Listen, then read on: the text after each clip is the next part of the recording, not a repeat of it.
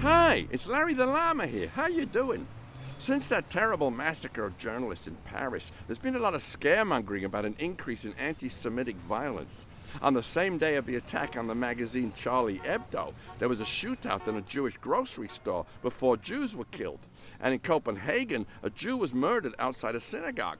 People are saying anti-Semitism is on the increase and Jews have to look out for themselves more. Benjamin Netanyahu, Prime Minister of Israel, even called on French Jews to leave France and move to Israel. But my friend Kareem the Camel says the picture isn't as simple as that.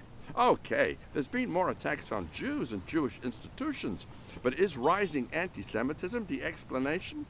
He explained to me that in Europe, Jews have been scapegoated, persecuted, and in the worst cases, mass murdered for centuries. Anti-Semitism has been part of European and mainly Christian culture since whenever. In fact, over the centuries, Jews were much more welcome and accepted in Muslim countries than they ever were in Europe.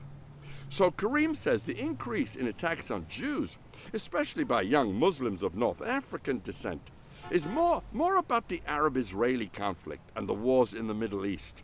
A generation of young people, the children of recent immigrants from Muslim countries, especially in France but elsewhere in Europe, feel completely alienated from their host countries.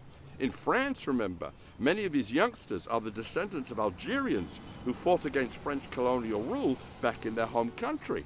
That's still no excuse, of course, for the atrocities like in Paris. But when Jewish leaders in France and other Western countries totally and uncritically support what Israel does, like in the barbaric assault on Gaza, they're turning their own Jewish communities into potential victims of revenge.